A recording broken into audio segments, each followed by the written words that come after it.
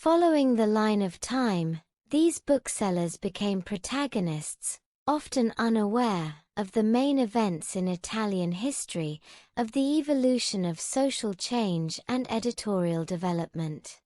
The job of street vendor was hard, tiring and required sweat, but wandering from street to street, from square to square allowed them to have a detailed and in-depth knowledge of the best commercial places.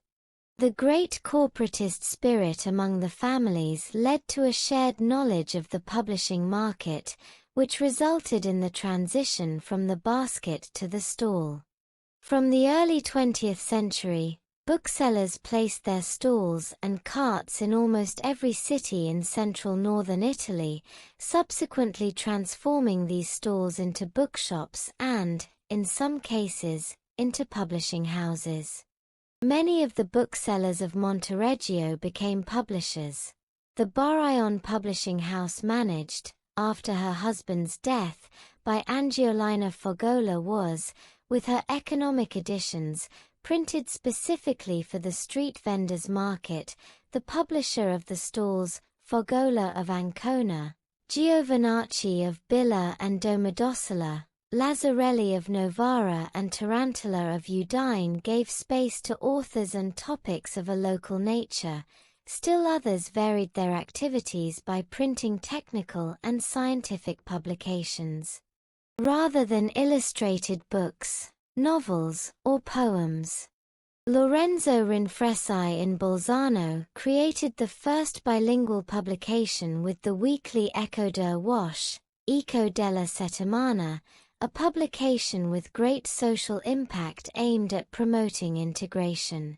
Among the families of booksellers, the Morchis, more than anyone, knew how to interpret the book trade in an entrepreneurial way, founding a real publishing empire with offices and delegations in Spain, South America, and the Philippines.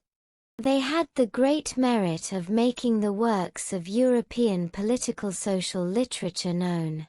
In their catalogue we find, among others, Nice, Freud, Sate, Marx, Bakunin, Malatesta and Rosa Luxemburg. In addition to these and the great authors of classical literature, they will invest in popular literature.